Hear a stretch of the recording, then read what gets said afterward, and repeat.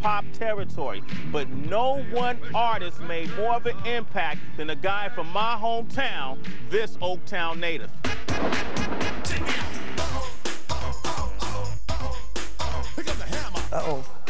All that. He brought a lot to the game, too, you know what I'm saying, the dancing. That was real big, because, you know, hip-hop was just known for lyrically. He put the dance in at the party to where the girls wanted to be a part of it.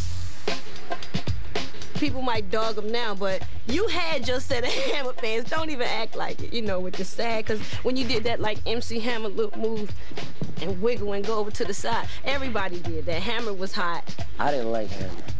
You know, of course, I didn't like Vanilla Ice, and I put them both in the same category. Most of the kids were into Hammer, and I was just like, I remember I used to just be like, why do you listen to this bullshit?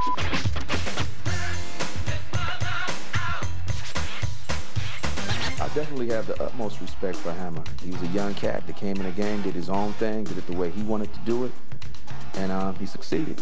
Hammer was the first puffer. You know what I'm saying? As far as like commanding like that big pop success over like the world. Can't touch this.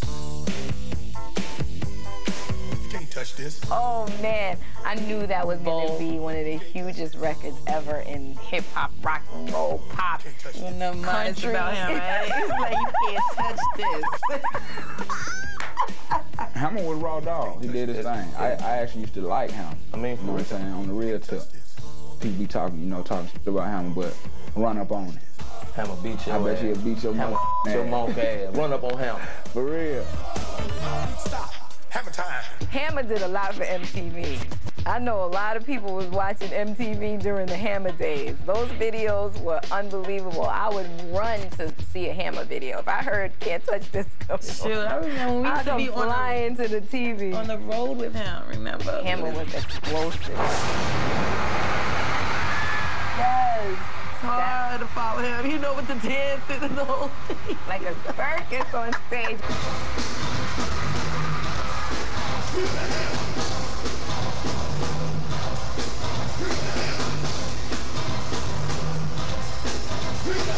You would have like 4 different things going on. You had a choir over here doing their stuff, Oaktown 357 doing their stuff, he doing the stuff, he got some guys over here doing the stuff, and he just kept you like this the whole time.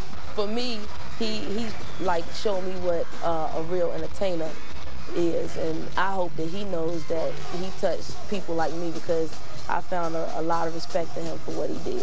Hammer was big. I mean, what?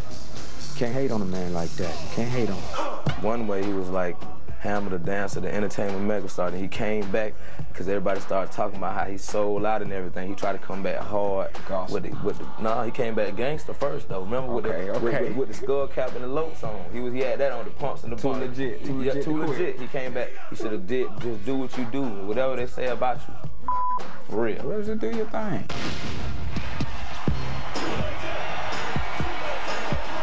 Hammer's videos with their outlandish sets, special effects, costumes, and dancers prove that rap music could stand next to its rock and pop counterparts on MTV and open the door for today's big-budget cinematic landscapes.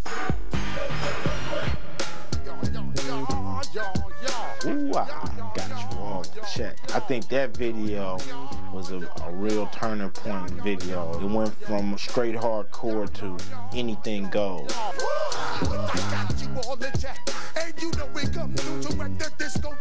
It was the first video where I think anybody probably changed about 10 different times in 3 minutes.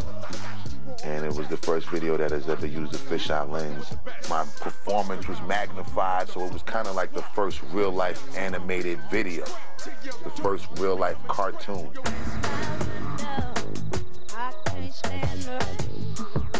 The Rain put it on a whole another perspective. This hip-hop girl come in and she's rapping a different kind of way. Now look who it be. It be me and Timothy. And then she give us this video like the black Linda Blair on a hill, or just she got on this pattern of the suit, and it's like 20 times bigger than what she really is, so it's just bugged. It was just a bugged out video. Visually, a lot of our videos used to be kind of grimy and whatever, nothing to them. And they, you know, they made you watch. That made you really want to sit down and see, you know, dang, what's going on here? You know, this is different.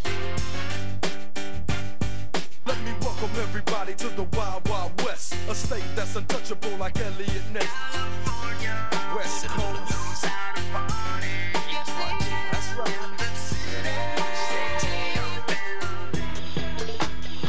It's big pimpin', baby. That's right. Big pimpin', spinning cheese. Hot, sicker than your average. Pop a twist cabbage on instinct. Don't think, stink pink gators. My Detroit players. Tim's for my hooligans in Brooklyn. Yeah, them videos is tight and they were all needed at the time, you know what I'm saying, with the crazy budgets and the fly looks and just taking it to the next level. But then again, somebody like Nelly, you know, then flipped the script and came with a low budget video. Same with Cash Money, No Limit.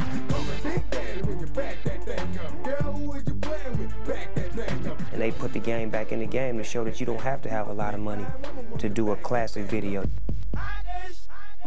I'm going down, down, baby. No street in a Range Rover. Ready to let it go. Shimmy, shimmy, go up. Listen to it loud. Light it up and take a blast to me now. I mean, Snoop is definitely like a big influence as far as my music anyway, you know what I'm saying? His G-Thing video, I think, when him and Dre did that, I think they really opened a lot of doors up. They probably could have shot it for no more than about 50 grand. You know what I'm saying? But it's worth so much more now.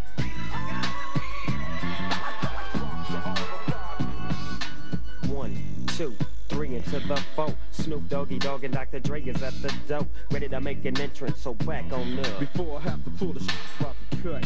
It was the first video that showed some real LA players having a good time and not mad and mean and grabbing a gun, or you know what I'm saying? That's what West Coast hip-hop was known for back then.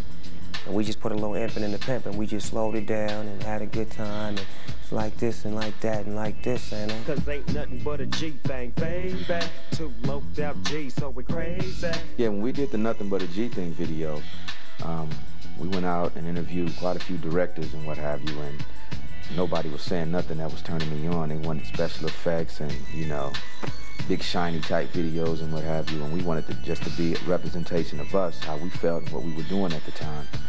So I just decided to direct it myself. Everybody, come on, jump, jump, jump. Coming up, we look back on MTV's coverage of the monumental, the controversial, and the tragic events that shaped the hip-hop community. I think to the whole world, it was just like a sad moment.